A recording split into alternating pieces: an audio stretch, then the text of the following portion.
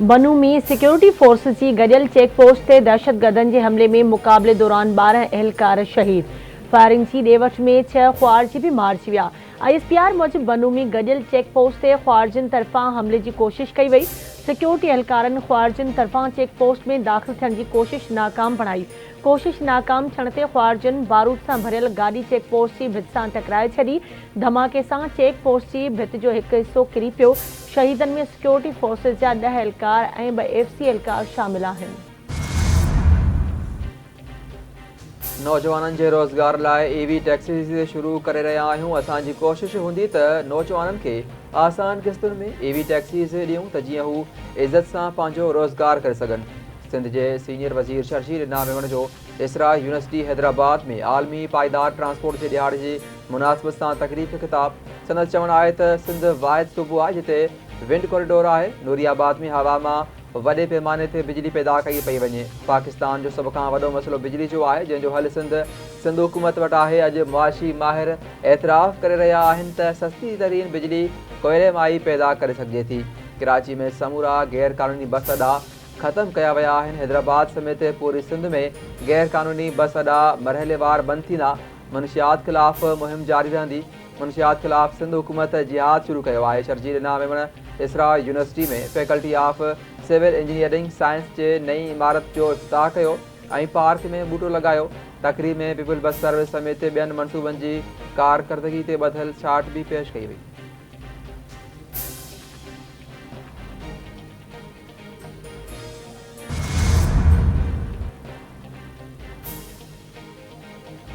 सिंध के सीनियर वज़ीर शर्जील इनाम मेमण चयो आहे त असांजी कोशिश आहे त नई नस्ल के AI समेत ॿियूं जदीद टेक्नोलॉजीज़ ॾिनियूं वञनि, पर एक शख़्स नौजवाननि खे गार गंद सेखारे रहियो आहे। कुछ बीमार ज़हन माण्हू पंहिंजे कुदन मक़सदनि लाइ असांजे नौजवाननि खे गुमराह कयो। इख़्तिलाफ़ राय जो सभिनी खे हक़ आहे। एहतजाज जो मक़सदु इहो नाहे त पार्लियामेंट रेडियो PTV ते हमला कया वञनि। 24 नवंबर ते ॿीहर अवाम खे यरगमाल बणाइण जी कोशिश कई पई वञे। अहिड़े एहतजाज सां कुछ भी न थींदो। हुकूमत खे हथियारनि जे ज़ोर ते यरगमाल नथो बणाए सघिजे। ट्रंप जे लाइ तरजीह पंहिंजो मुल्क आहे। उन लाइ हीअ तरजीह नाहे त हू पाकिस्तान में कंहिंखे आज़ादु कराए। एब्सोल्युटली नॉट जो नारो हणंदड़ हाणे ट्रंप ॾांहुं छो ॾिसी रहियो आहे। नौजवाननि खे सियासत में अचणु घुरिजे। कुछ माण्हू सियासत खे गदिलो करे रहिया आहिनि।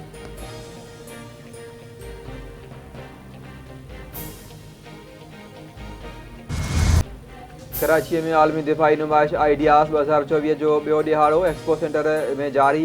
दिफ़ाई नुमाइश आइडियाज़ में एशिया, ॾखण ओभर ऐं ॾखण ओलह एशिया जा अहम मुल्क हिसो वठी रहिया आहिनि। सऊदी अरब, चीन, तुर्की, गडियल अरब इमारात, Qatar, Bahrain, Iran, Yemen, Bharat, Japan, Malaysia, Singapore ऐं ॿिया मुल्क शरीक आइडियाज़ में जदीद तरीन ऐं रिवायती दिफ़ाई हथियारनि जी नुमाइश कई पई वञे। आइडियाज़ में टैंकुनि, जंगी जहाज़नि, हेलीकॉप्टर्स ऐं सामूंडी जहाज़नि जी नुमाइश कई पई वञे।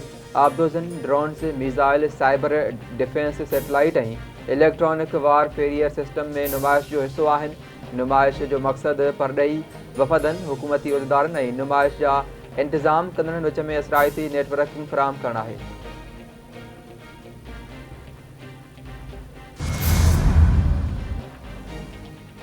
चौबीस नवंबर ते असां इहो ई कंदासीं जेको दहशतगर्दनि ख़िलाफ़ कंदा आहियूं। PTI वटि प्लान A, B ऐं C आहे त रियासत वटि पूरी ABC आहे। अली अमीन गंडापुर जेका रैली इस्लामाबाद वठी आयो, उन ते 81 करोड़ रुपया ख़र्च थिया।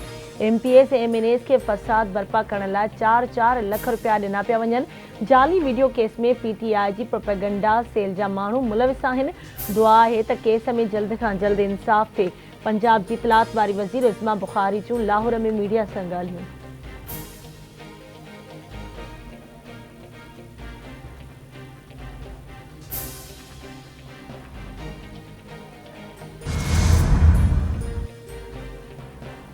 पाकिस्तान समेत सॼी दुनिया में अॼु ॿारनि जो आलमी ॾिहाड़ो मल्हायो पियो वञे। हीउ ॾिहाड़ो मल्हाइण जो मक़सदु ॿारनि जी इज़त अफ़ज़ाई, हौसला अफ़ज़ाई ऐं हक़नि जी पासदारी खे यकीनी बणाइणु आहे। वज़ीर आज़म शहबाज शरीफ़ जो ॿारनि जे हक़नि ऐं फलाह बहबूद लाइ आज़म जो वर्जात।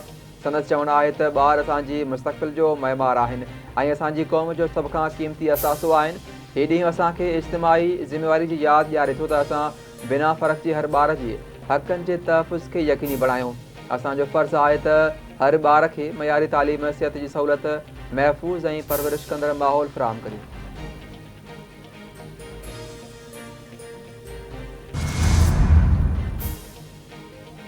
लाहौर समेत सॼे मुल्क में स्मोक जी लहर छायल। सखर पहिरें, दिल्ली ॿिएं नंबर ऐं लाहौर फिज़ाई गदलाण में 3 नंबर ते बरक़रार। सखर में एयर क्वालिटी इंडेक्स 583, दिल्ली 493 ऐं लाहौर में 396 रिकॉर्ड कई वई। पंजाब जा केतिरा ई शहर हाणे बि फिज़ाई गदलाण में घेरे में आयल। ग्रीन लॉकडाउन ऐं ओभर हवाउनि जो रुख तब्दील थियण सबबि पंजाब में स्मोक घटिजण लॻो। मुल्तान ऐं लाहौर में स्कूल अॼु खुली विया। पंजाब में एंटी स्मोक ऑपरेशन तहत कार्रवाइयूं जारी।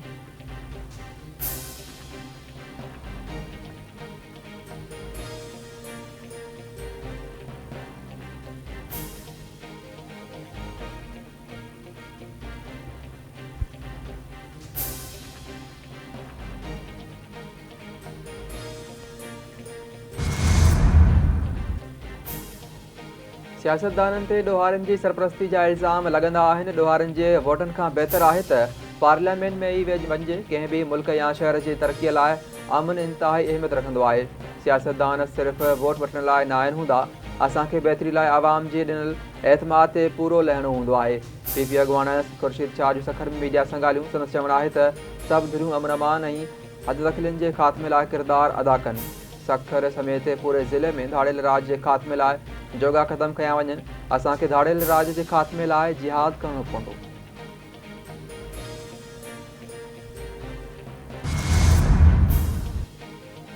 पाकिस्तान में दहशतगर्दीअ जे वाक़िअनि जी रिपोर्ट्स खां आगाह आहियूं। पाकिस्तानी अवाम ते हमलनि जो सिलसिलो जारी। अमरीकी परॾेही खाते जे तर्जुमान मैथ्यू मिलर जी प्रेस ब्रीफिंग।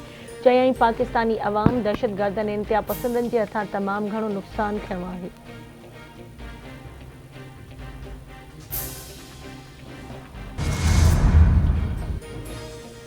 पाकिस्तान ज़रई आमदनी ते इनकम टैक्स तक़रीबन 65 अरब रुपया जमा कराए सघजनि था। टैक्स जी शरह इहा ई रखी वञे। फ्रेडरिक एबर्ट स्टिफिंग तरफ़ां जारी रिपोर्ट में चयो वियो आहे त FES रिपोर्ट में काथो शामिलु कयो वियो। इहा 2010 जी डेटा ते ॿधल आहे। IMF जी शर्तनि मूजिबि सूबा कानून साज़ी करे रहिया आहिनि।